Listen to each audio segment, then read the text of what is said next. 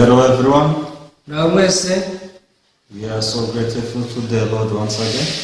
Turashimira Uwiteka nanone. So before we share the word of God, I would like to pray. Mbere yo gusangira ijambo ry'Imana ndashaka gusenga. Our Father God, we thank you for this beautiful evening. Data Mana, tugushimira umugoroba mwiza. Though we are not qualified, but through Jesus Christ we can come before you, Lord. Nubwo tutujuje ibisabwa ariko binyuze muri Yesu tubasha kuza imbere yawe. So we pray so that you can bless our hearts through your word. Turasezerera ngo umugisha imitima yacu binyuze mu ijambo ryawe. In the name of Jesus we pray. Mu izina rya Yesu Kristo tubisenze. Amen. Amen. This evening we are sharing from the book of Genesis chapter 9. Umugoroba kadusangira ijambo ry'Imana mu gitabo cy'Itangiriro ibice 9. We read from verse 18. Turasoma duhereye ku murongo wa 18. Genesis chapter 9 from verse 18. Itangiriro ibice 9 duhereye ku murongo wa 18 dusoma. Let's read if you are there. Mwageze dusome. Now the sons of Noah who went out of the ark were Shem, Ham, and Japheth, and Ham was the father of Canaan. Aranditse ngo bene Nowa basohotse mu mugi ni Shemu na Hamu na Yafeti. Hamu niwe se wa Kanani. These three were the sons of Noah, and from this the whole earth was populated. Abo ari batatu nibo Nowa yabyaye, aribo bakomotswe n'abakuriye mu isi yose. And Noah began to be a farmer, and he planted the vineyard. Nowa atangira guhinga ubutaka, ateramo uruzabibu. Then he drank of the wine and was drunk and became uncovered in his tent. Anywa vino yarwo arasinda, yambarira ubusa mu ihema rye. And Ham, the father of Canaan, saw the nakedness of his father and told his two brothers outside. Hamu se wa Kanani abona se yambaye ubusa, abwira bene se bari hanze. But Shem and Japheth took a garment, laid it on both their shoulders, and went backward and covered the nakedness of their father. Their faces were turned away, and they did not see their father's nakedness. Shemu na Yafeti benda umwambaro bawushyira ku bitugu byabo bombi, bagenza imigongo batwikira ubwambure bwa se, kandi kuko bari bamuteye imigongo ntibarora ubwambure bwe. So Noah awoke from his wine and knew what his young son had done to him. Nowa arasinduka amenya iby'umwererezi we yamugiriye. Then he said, Cursed be Canaan, a servant of servants, he shall be to his brethren. Aravuga ati Kanani avumwe, azaba umugaragu w'abagaragu kuri bene se. And he said, Blessed be the Lord, the God of Shem, and may Canaan be his servant. Kandi ati Uwiteka himbazwe n'Imana ya Shemu, Kanani abe umugaragu we. Yes. We have read up to verse 26. Tugejeje ku murongo wa 26. The reason why we use the Bible when we talk about the spiritual things, gituma dukoresha Bibiliya mu gihe tuvuga iby'umwuka. It's because only the book of Bible is only book in this world which can help us to know clearly the heart of God. Nuko muri iyi si igitabo cya Bibiliya cyonyine ari cyo kitwemerera kikatumenyesha Imana. Because the foundation of our spiritual life is God himself. Ndure umusingi w'ubuzima bwacu bw'umwuka n'Imana ubwayo. So if we don't know clearly what is the heart of God, our spiritual life cannot be right. So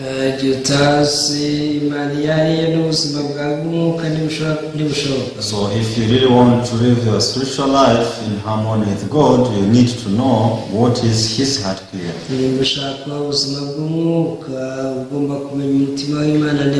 But who can know the Bible? hasi ninde wamenya bibiliya? Actually, human being cannot understand the Bible ubundi umuntu ntashobora kumva bibiliya unless you receive His grace through the Holy Spirit. You can't understand the Bible. umuntu atakiriye ubuntu bw'Imana binyuze muri mwuka wera ntiyakumva. You can't live your life being guided by the Bible nta nubwo waba ubuzima bwawe uyobowe na bibiliya, because the Bible does not fit our thoughts. kubera ko bibiliya ntigihuza n'ibitekerezo Our byacu. thoughts are 100% different from the Word of God. ibitekerezo byacu bibabanyije ku ijana n'ijambo ry'Imana. So, but when we read the Bible and learn the Bible, ariko iyo dusomye bibiliya tukayiga, so unless we break down our hearts, mu gihe tumenya imitima yacu, so we can't receive the Word of God as it is. tutayimenye ntitwakwakira ijambo ry'Imana uko So riri. first of all, we understand who God is. icya mbere twumva ni ukumenya Imana iyo ari yo. So after understanding who God is, we come to believe in His Word. iyo tumaze kumenya Imana iyo ari yo, nicyo gihe twizera ijambo So ryayo. God is different from human being. Imana itandukanye n'umuntu. God lives in eternity. Imana ibaho mu buziraherezo. The time of God is different from the time of us in this earth. igihe cy'Imana gitandukanye n'icyacu twese baba ku isi, Because God does not be controlled by the time. kubera ko Imana itagengwa n'ibihe. Always God exists. Imana ibera hose icyarimwe, Everywhere God exists. ahantu hose haba hari Imana. So, and God is almighty. There is nothing impossible to Him. Imana kandi ishobora byose, nta kinanira. God cannot lie. ishobora kubeshya, God cannot change His word. yahindura ijambo ryayo. So since God is different from man, kubera kutandukanye natwe abantu, so likewise His word also is different from our thoughts. bituma n'ijambo ryayo riba rihabanye n'ibitekerezo So byacu. that's why we are people who don't need to understand the word of God, then we believe. rero turi abantu badakeneye gusobanukirwa ijambo ry'Imana, ahubwo bakeneye kuryizera. So we need to receive it as it is, as faith. dukeneye kwakira ijambo ry'Imana nko kwizera. Yes, it's different from how we think, how we understand things. nibyo bitandukanye n'uko twumva ibintu. But since God is almighty, is above everything, ariko kuba Imana ishobora byose, so His word is believable. ijambo ryayo rigomba kwizera. It's not understandable. ntabwo ryumvikana, Just we believe it as it is. ariko turyizera uko riri. So something good in it. icyiza ku ijambo So ry'Imana those people who break their hearts and receive the word of God as it is, ni uko bamenya imitima yabo bakakira ijambo ry'Imana uko riri. they receive a lot of blessings from Him through His word. bene abo bakira imigisha myinshi y'Imana iturutse mu ijambo. So today we read this story in the book of Genesis chapter 9. uyu munsi twasomye inkuru yo mu Itangiriro ibice 9.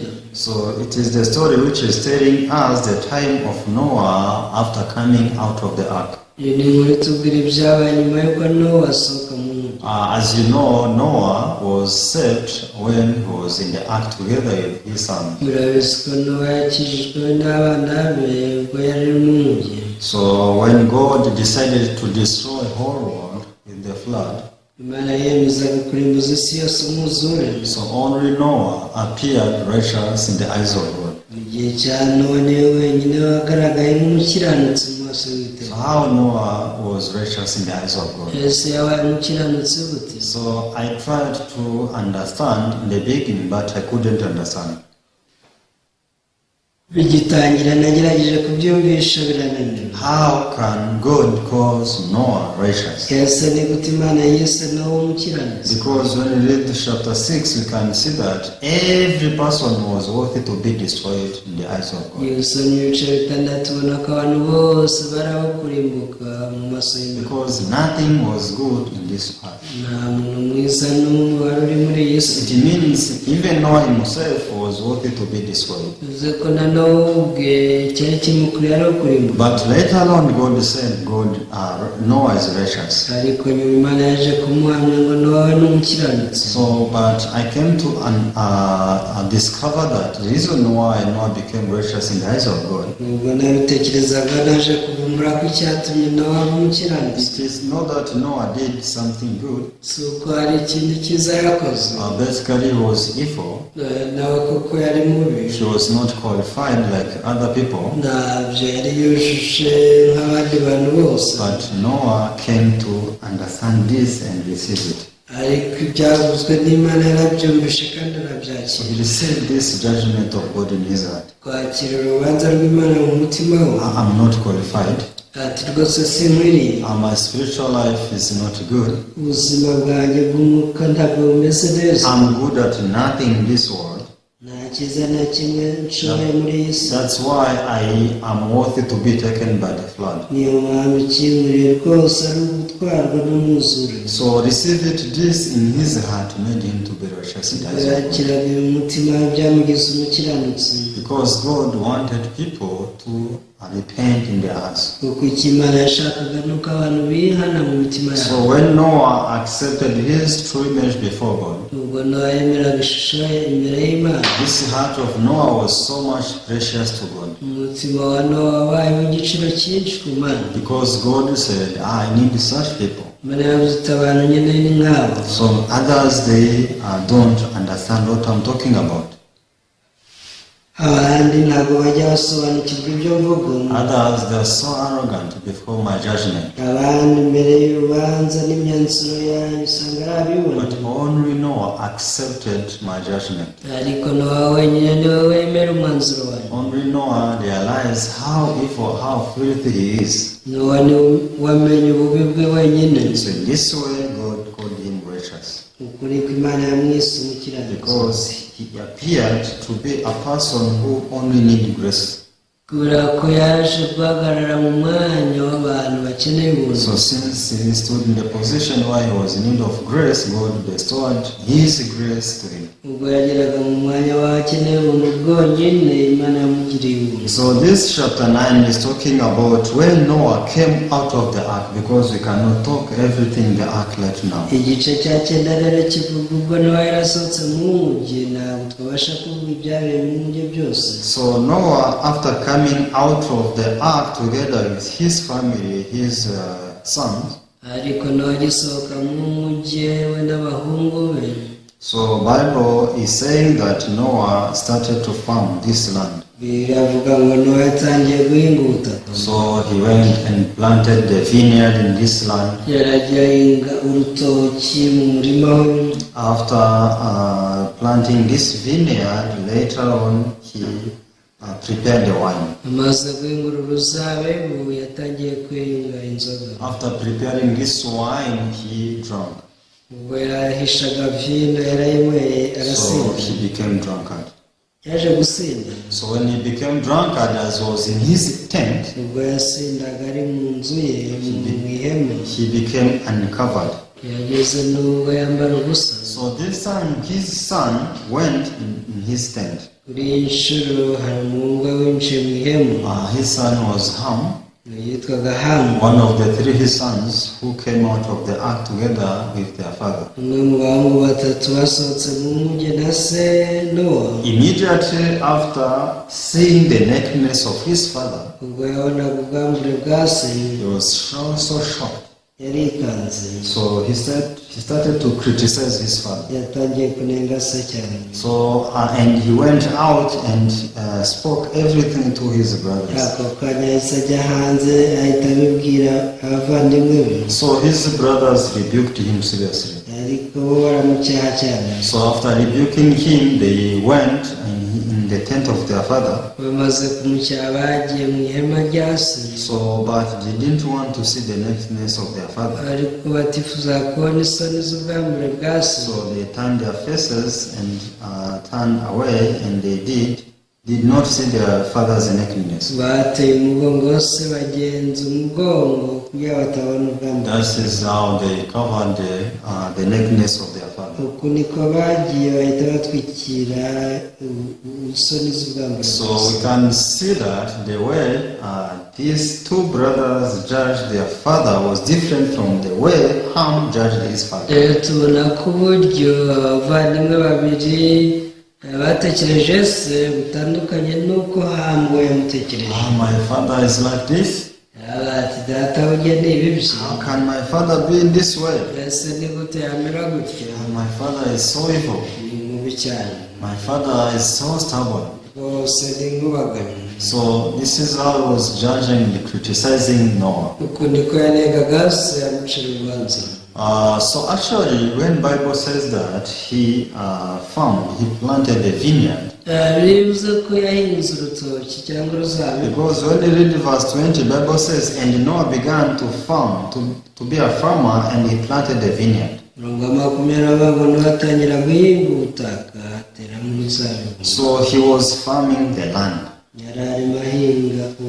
So as you know, when we read the book of Genesis, in the beginning God cursed the land. When you read the book of Genesis chapter 3. So when we read the land represents our body of flesh. So when Bible says that Noah began to be a farmer, so another way Noah started to follow his fleshly desires. So this is how Noah became corrupt in the eyes of people.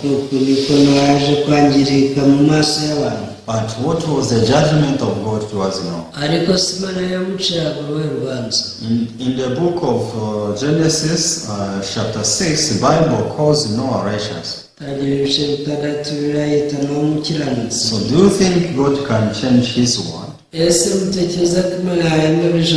Since Noah followed his flesh desires, so I changed my word. Noah is not righteous. Noah is sinner. How can he do like that? So I said to him, I give him my grace. But you see how he is behaving. So evil, so dirty. Such evil people is a sinner, is no longer righteous. Do you think God can say like that? Maybe human being can say like that. But as I told you in the beginning, God does not change his word. God cannot change his promise. So if Noah was given the promise of God to be righteous, so nothing can change this promise of God. But how Ham could understand this? Ham was not understanding these things in this way. So he thought that Noah is evil. So he thought that Noah is not qualified. So he was blaming his father. But how can he blame his father yet God is not blaming Noah? So people who live their spiritual life according to the situation, this is how they live spiritual life like Ham.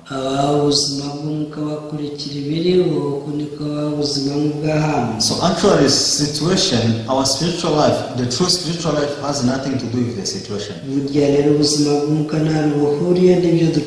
You know, today you can be happy. But maybe after 1 hour or tomorrow you will not be happy.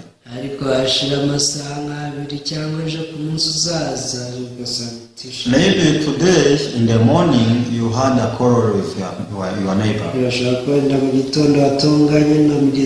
Maybe the day before yesterday you were talking each other peacefully. Maybe now you are not committing sin. But maybe after some time you will commit sin, certain sin. So how will you deal with this kind of things? You see, our flesh always change according to the situation. So it depends on the situation you are meeting, you are facing now, to cause a certain reaction to come out of you. So how will you think about it? So people who live spiritual life like Ham, they feel so much discouraged. usanga bacika intege cyane. How come I live like this? baravuga bati ni gute nagezeho ngubuho ubuzima nk'ubu. I was supposed to live the holy and the righteous life. nakagombye kuba uwera nkaho ubuzima bwo gukira. I was supposed to be the exemplary in the society. ngomba kuba intangarugero muri I was sosiyete. supposed to live peacefully with my neighbor, my friend. ngomba kubana amahoro n'inshuti zanjye ndetse n'abaturanyi. But why am I living with this evil heart? ese kuki mbana n'umutima mubi? So these people, they come to judge and criticize themselves. abafite umutima mw'iyi usanga binenga bagacira So abandi. even when they criticize themselves, they criticize even others. iyo bicira urubanza nabo ubwabo ntibisiga ndetse ntibasiga n'abandi. Because when they do something good, iyo bakoze icyiza so they compliment themselves.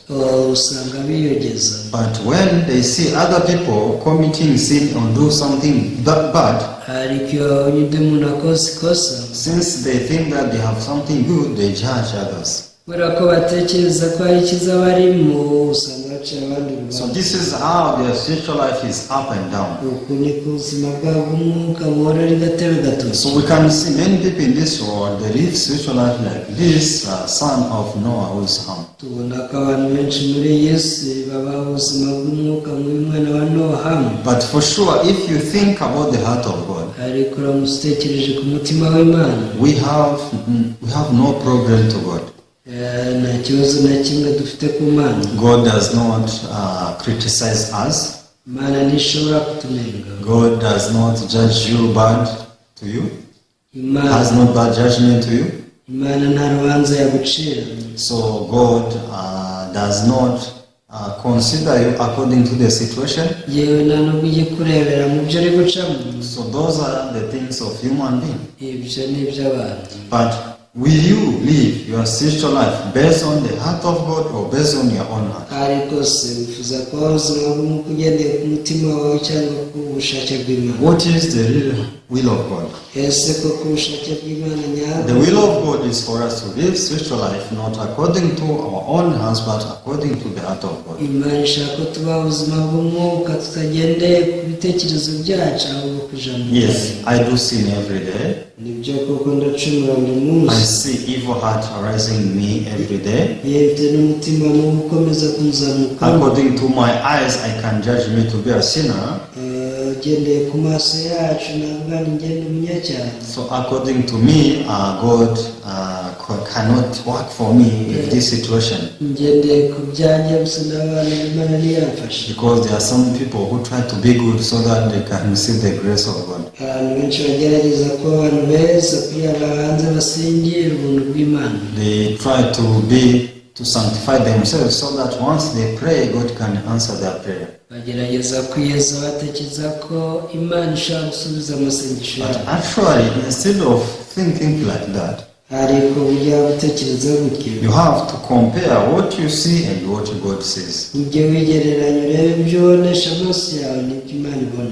Yeah, it seems that I am evil, I am dirty, even God cannot answer me. icyo ni cyo gihe uzamenya kuri uri umuntu wanduye windanye kandi ntabwo uzabasha gusubiza ibibazo. So, but if God sees me, how does He judge me? usanga bose Imana iramutse inyitegereje ncira uruhe rubanza? So you will discover that in the Bible, uzatahura neza muri Bibiliya God consider me His child. yuko Imana igufata nk'umwana wayo. God can receive me at any kind of situation. yuko Imana ishobora kukwemerera kwakira mu bihe waba ucamo byose. So you can go back in the book of Luke, chapter 15. muzasubire mu gitabo cya Luka ibice 15. So in this book, you can see the story of the prodigal son. muri iki gitabo tubona inkuru y'umwana w'ikirara. You see, the prodigal son left the house of his father umwana w'ikirara yasize inzu ya se when he was having everything received from his father. yasize kwa se, yari afite buri kimwe cyose.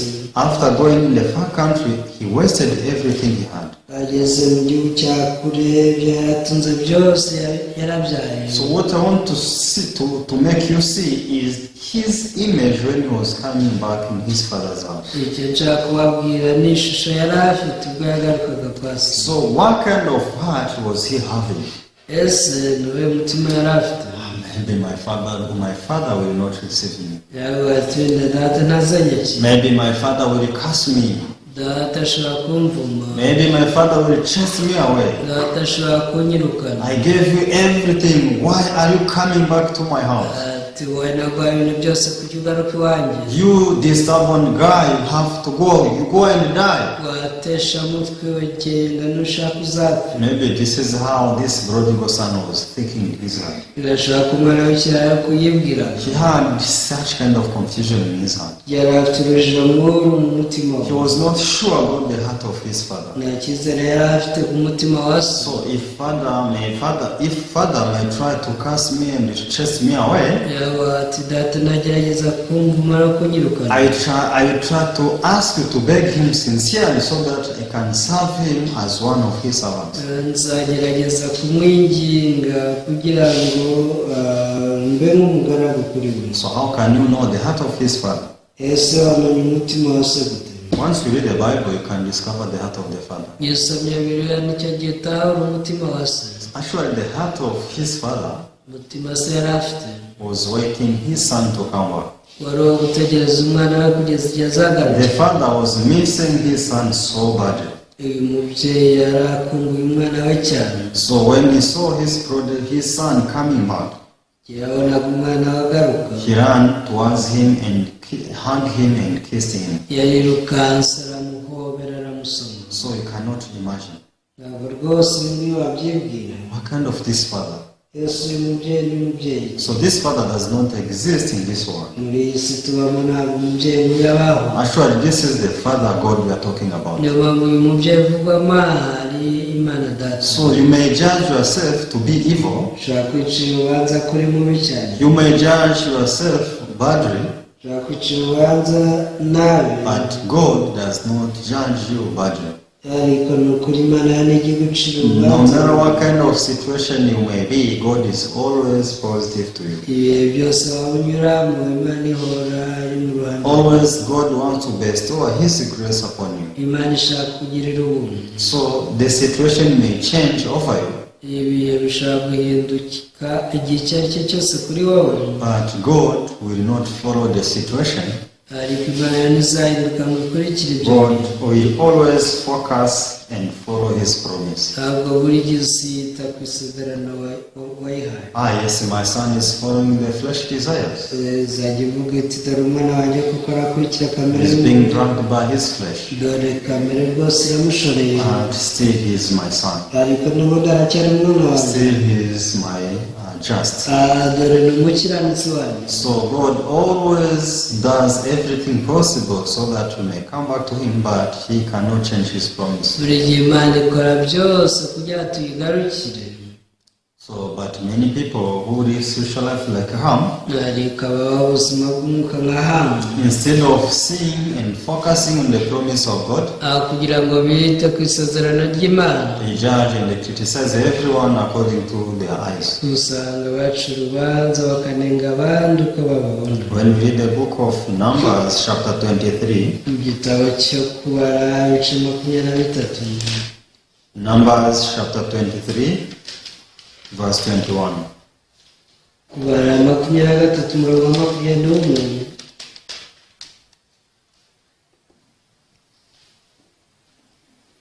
Yes, he has not observed iniquity in Jacob, nor has he seen wickedness in Israel. The Lord his God is with him, and the shout of a king is among them. kubara ibice 23 umurongo wa 21 aravuga ngo ntibonye gukiranirwa k'ubwoko bwa Yakobo, ubwo ntibubonye ku Bisirayeli. Uwiteka Imana iri kumwe nabo, ni umwami wabo ayivugiriza impundu. So this is what God says. iki ni cyo Imana ivuga. What is the eyes of, who is Jacob in the eyes of God? ese Yakobo mu maso y'Imana ni muntu ki? So you can put your name in this, where is Jacob? Uyu Yakobo umusimbuza izina ryanyu. Where is Israel? Ndetse n'ahari Israel. So this is when you see how God sees you. Nicyo gihe uzumva neza uko Imana ikubona. This is when you understand the judgment of God towards you. Uku niko uzasobanukirwa urubanza Imana igucira. He has not observed iniquity in Jacob. Rwose ntibonye gukiranirwa ku bwoko bwayo. He has not observed iniquity on Diedone.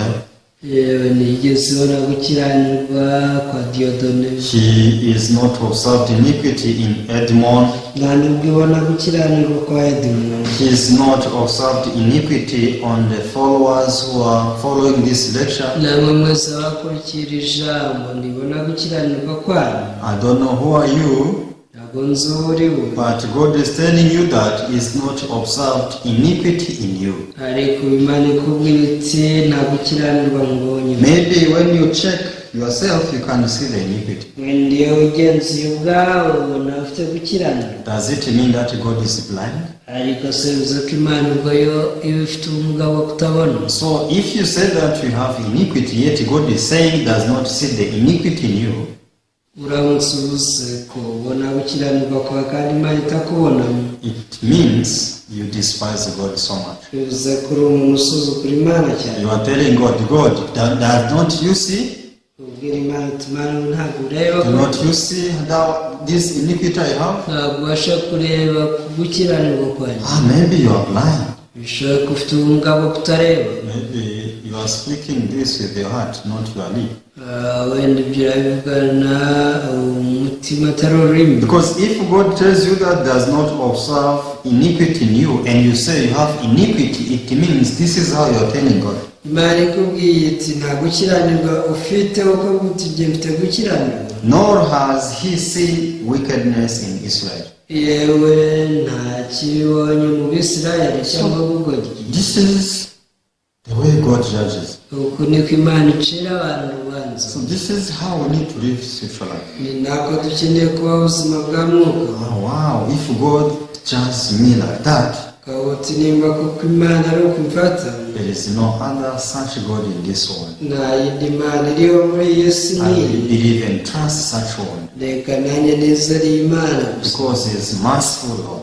Kubera ko ari nyempuhwe. So we need to believe such God who judges us in that way. Tugomba kwizera Imana nk'iyo ducira urubanza rwiza. We need to forsake harm in our hearts. Turekure hano mu mitima yacu. We judge ourselves according to the judgment of God. Even we judge others in that way. Mureke twicire urubanza nk'uko Imana ducira urubanza ari nako ducira abandi urubanza. So this is when we can live in peace and joy together with our fellows. Iki ni cyo gihe tuzaba mu munezero na bagenzi bacu. So let's live spiritual life based on the word of God, not based on our feelings. Mureke tube ubuzima bw'umwuka bushingiye ku ijambo ry'Imana atari ku bunararibonye. Many people, they want to live spiritual life emotionally. Abantu benshi bashaka ubuzima bw'umwuka mu But marangamutima. when you read the Bible, you will not see the emotion things. Ariko muri Bibiliya nta marangamutima yashyizwemo. God is always focused. Aho Imana buri gihe iba ifite intumbero. So God does not hesitate. Ntabwo igishidikanya. So God who spoke in this way, who gave us such promise, Imana yaduhaye isezerano nk'iri has a reason to say like that. ifite impamvu yavuze gutya. Because Jesus was crucified on the cross. Nuko For Yesu us. yabambwe ku musaraba kubera ibyaha byacu. He will not crucified once again. Ntabwo azongera kubambwa ukundi. Because the Bible says he was crucified once for all. Bibiliya ivuga ko yabambwe inshuro imwe ku babi kandi birahagije kugeza Forever he justified you.